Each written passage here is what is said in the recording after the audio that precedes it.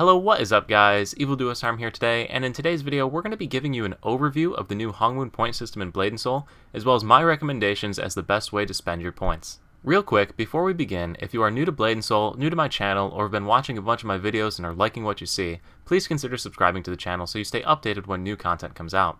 Without further ado, let's get into it. So if you are completely new to Blade & Soul and have no idea what the Hyung point system is, what you got to do to get to the Hyung point system is press P on your keyboard.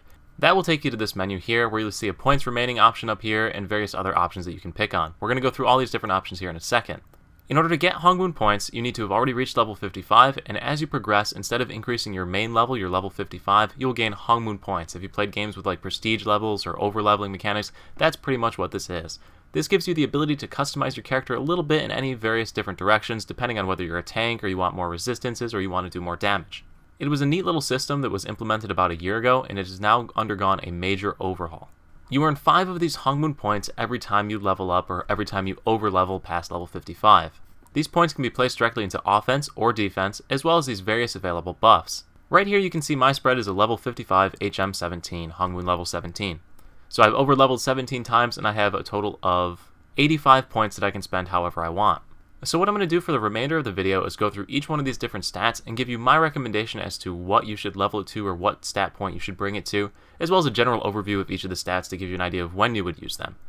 So we're going to start with the offense and defense stats, since these were the main ones that first came out when they first implemented the system. The offense stat you're going to want to put to 20 points minimum regardless of what build you're doing. This is the most efficient use of your first 20 points, or your first 4 HM levels that you're going to gain after reaching level 55. These 20 points give you an additional 120 attack power as well as 150 elemental damage. 150 elemental damage is basically a 5% damage boost right on top of all of your different skills.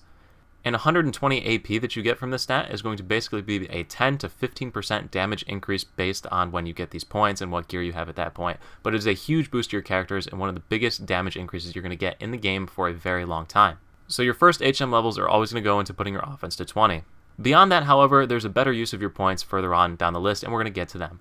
The next stat we're going to talk about is the defense stat. So what the defense stat does, and what both of these stats do, and I really should cover it, is as you put points into them, you get the different buffs that you see listed out down here.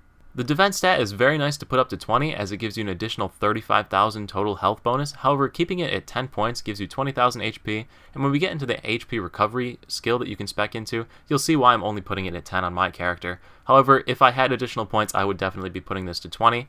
Additionally, if you are new, putting this to 20 will be a huge boost because it'll allow you to take more hits.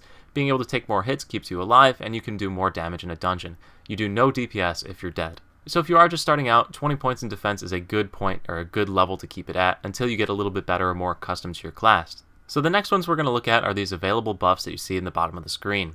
So the available buffs that we have to choose from are Threat, Health Regen, Move Speed, Hyung Focus, and Debuff. So we're going to start with Threat since it's first on the list.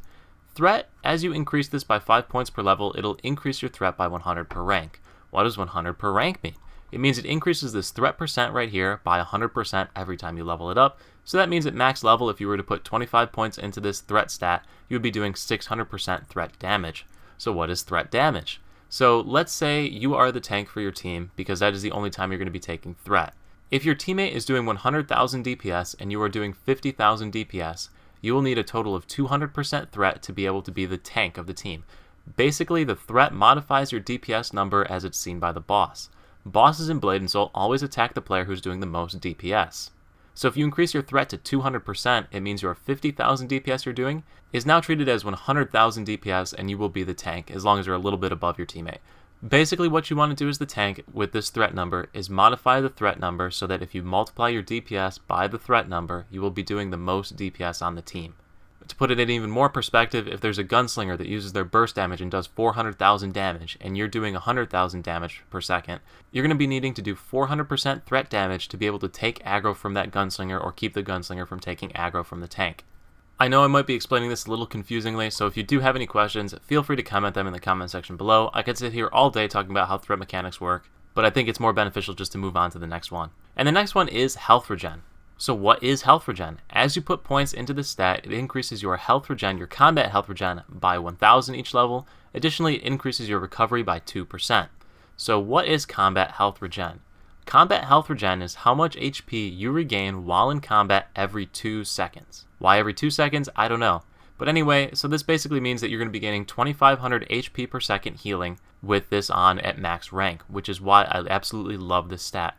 To put this in perspective, if you have 150,000 health and you drink one of the orange healing tonics, these guys right here, these heal about 7,500 HP per 2 seconds, which basically means this is like always having a healing potion going at every single second of every single fight. Huge health regen. It is really beneficial and I highly recommend this stat. This also ties into the defense point that I was talking about before. If you have 20 points in defense, you gain an additional 15,000 health. If you were instead to take 10 of those points out of defense and put them into the health regen stat, you would basically just, as long as you can survive whatever hit is coming your way, so as long as you have enough HP to take the hit that you're going to receive, all it takes is surviving 15 seconds for this health regen to be more beneficial, the 10 points in your health regen stat. So as long as you survive a fight longer than 15 seconds, this health regen stat is more effective than putting in the defense points. Sure, you're losing a little bit of defense, you're losing like 1% damage reduction, so you'll be taking a little bit more damage, but once again, if you can survive the hit, you'll gain more effective healing or health gain by having this health regen stat on. This is a hugely powerful bonus, and that's why I keep it maxed out at 25.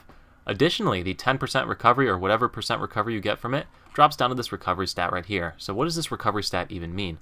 Whenever you drink a health potion, you gain an additional 18% in my case, or 19%, or basically from this you're getting an additional 10%. So if you chug one of the healing potions, one of these 20,000 fortune potions, it'll heal you for 22,000 instead. You'll be getting a 10% bonus. This doesn't seem like a lot, but when you stack it over the course of a fight, it is a ton of healing that you're going to be receiving. Now obviously if you don't ever get hit, you don't really need this stat. However, if you're like me and get hit a bunch, this is an amazing perk to have or amazing buff to apply to your character. Now next up on the list is move speed, and this one probably doesn't seem like a very useful stat, and it kind of really isn't. It's a lot more impactful in PvP where you need to chase people down or run away. However, there's a couple of boss mechanics where being able to move a little bit faster will help you. The only reason I have 5 points into this one is simply because I don't have to put 5 points anywhere else. Once I get an additional 5 points and level up again, it'll be going into defense and I'll be getting those bonus points added into my HP. But there are times where this is useful, especially when running through story content and you've got to cover a lot of ground and it's just a lot of walking. Putting 25 points into this is a huge bonus getting through that stuff faster. The PvP attack power doesn't scale any differently than your offensive attack power, so if you don't need the movement speed for anything, you're better off just putting it into your normal attack power and getting the normal bonus to your stats. As PvP attack power only applies during PvP scenarios, the attack power that you gain, or the 5 bonus attack power every time you put a point into offense, is far more beneficial. Next up is going to be the Hyung Focus stat, and this one's actually really interesting as well. So this one's more geared towards PvP with the Hyung Focus recovery, since a lot of classes don't really weave their Hyung ultimate into fights, so the Hyung Focus recovery isn't super spectacular in PvE content, but in PvP where you can get your ultimate back faster that gives you crazy CCs or stupid amounts of iframes, a great skill to have for PvP. However, what we're really going to look at is this boss attack power for 10 seconds on hit with a 30-second cooldown. This makes it incredibly useful in PvE content, and you wouldn't really know it because you're like, well, okay, but it's got a huge cooldown.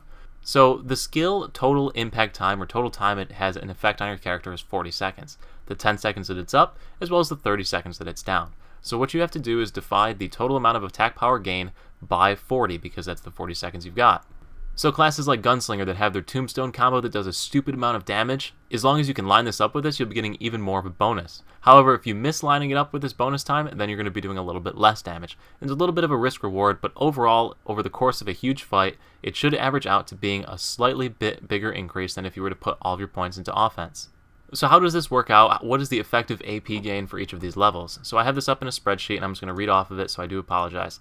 So at rank 1, this is equivalent to a 12.5 AP increase. At rank 2, it's equivalent to 25. Rank 3, it's equivalent to 37.5. Rank 4, it's equivalent to a 50 AP bonus. And rank 5, it is equivalent to 62.5 AP bonus.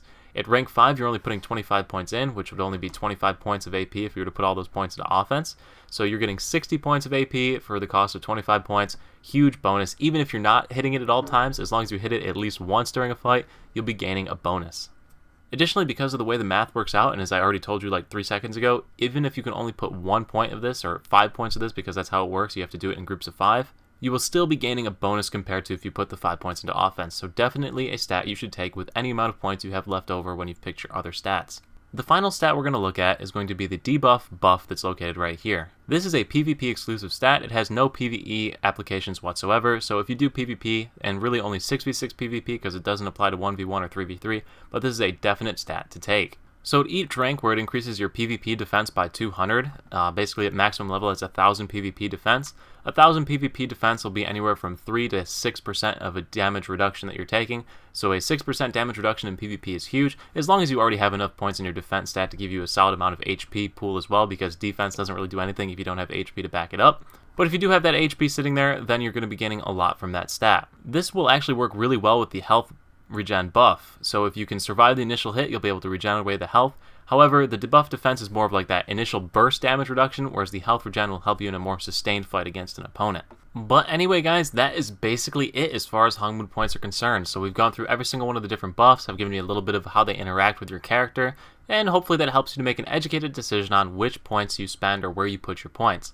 So if you did like the video, make sure to leave a like, check out some of the other videos on the channel, and if you are not yet subscribed to the channel, please consider subscribing as it does mean a lot to me. Thank you so much for watching. I will see you at the next video. Peace.